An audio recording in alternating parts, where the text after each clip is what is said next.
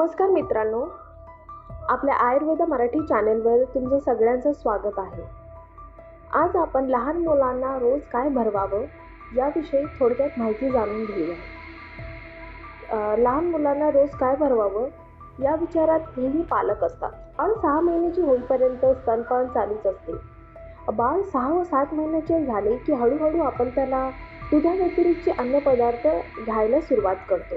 सुमारे मुलं 1 ते 3 वर्षांचे झाल्यावर साधारणतः सगळ्या प्रकारचे अन्न जे पचायला हलकं आणि गिळायला सोपं असे सगळे पदार्थ खाऊ शकतात.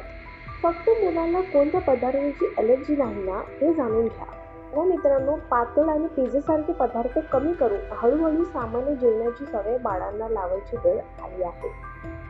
पण जर मुलांना अजून चावायला आणि गिळायला त्रास होत असेल किंवा जमत नसेल तर मात्र त्याला जबरदस्ती करू नका. आहार हा बाळाच्या वाढीसाठी, वाढत्या हालचालीसाठी तसेच खेळण्यासाठी फार महत्त्वपूर्ण मानला जातो. आज आपण तुमच्यासाठी नवजात मुलांसाठी हे 4 प्रकारचे आहार महत्त्वाचे आहेत याविषयी थोडक्यात माहिती सांगणार आहोत. बघा मित्रांनो, आपले जे पहिलं आहे ते आहे फळभाज्या व फळे, कडधान्य, दूध व दुग्धजन्य पदार्थ, मांस व इतर पदार्थ. बघा मित्रांनो, बाळ 1.5 ते 2 वर्षांचे होईपर्यंत स्तनपान चालू ठेवावे. तसेच बाळ जसे मोठे होत राहील तसेच आईच्या दुधासोबतच भाताची पेज, डाळीचे पाणी, मटणाची सूप, नाचणीची किंवा डाळ, तांदळाची पेज, फळांचा रस द्यावा. हा आहार बाळाच्या वाढीसाठी मदत करतो. तसेच काही दिवसांनी म्हणजे जेव्हा बाळ 1.5 ते 2 वर्षांचे होईल तेव्हा आपलं जे घरात असते वरण आहे, भात आहे, उकडलेला बटाटा आहे, दुधात कुस्करून पोळी आहे, दुधात बारीक करून फळे द्यावे.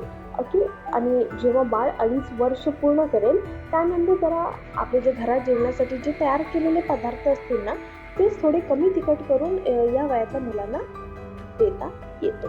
तर आपलं जे दुसरं आहे ते आहे मुलांसाठी द्रव पदार्थ पेय असणे आवश्यक आहे.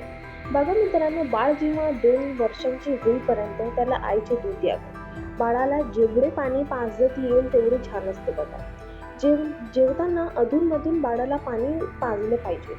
जर बाळ आता आईच्या दुधावर अवलंबून नसेल तर त्याला रोज 200 मिलीमीटर म्हणजे सुमारे 2 कप गाईचे दूध द्यावे. बाळाला फळांचे रस देण्याची घाई करू नये अजिबात. फळांचा रस देत असल्यास तो कमी प्रमाणात म्हणजे सुमारे 125 मिलीमीटर अर्धा कप द्यावा. चहा, कॉफी सारखी पेय लहान बाळाला हानिकारक असू शकतात. असे कोणतेच पेय बाळाला अजिबात पाजू नये. आपले जे तिसरं आहे ते आहे जेवण कधी भरवावे. बघा मित्रांनो, दिवसातून कमीत कमी 3 वेळा तरी लहान प्रमाणात आहार बाळाला द्यावा. जेवणाच्या रोजच्या वेळी पाळाव्यात. त्यात बदल घडवून आणू नये. फरक पडल्यास जास्तीत जास्त 15 मिनिटे असावा. यामुळे बाळाला नियमितपणे वेळेवर जेवायची छान सवय लागते. बाळाला जेवायला वेळ लागत तर लागू द्या. जेवण पटकन असं उरकू नका. आपलं जे शेवटचा आणि जे चौथा आहे ते आहे बाळाचे जेवण व्यवस्थित कसे भरवावे. बघा मित्रांनो, बाळाला सतत नवनवीन चवीचे जेवण देत राहावे. त्यामुळे कसं की त्यांची खाण्याची रुची निर्माण होते आणि बाळ जेवत असताना त्यांच्या सोबत बसून जेवावे आपण.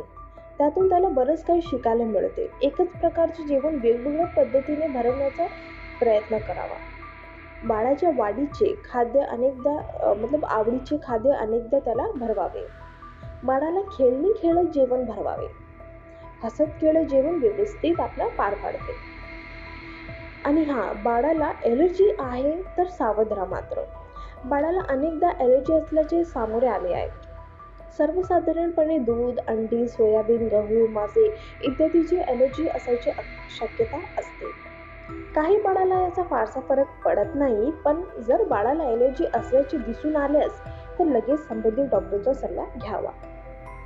बाळाचा आहार हा अत्यंत महत्त्वाचा घटक आहे मित्रांनो. त्यावरच बाळाची शारीरिक, मानसिक, बौद्धिक विकास अवलंबून असतो. त्यामुळे आहाराकडे लक्ष देणे खूप गरजेचे आहे. ठीक आहे, तर अशाच आरोग्य संदर्भात माहिती संकलन करून आपल्यासमोर आणण्यासाठी कृपया आयुर्वेद मराठी यूट्यूब चॅनलला सबस्क्राईब करा, शेअर करा व लाईक करा. प्लीज विसरू नका. धन्यवाद.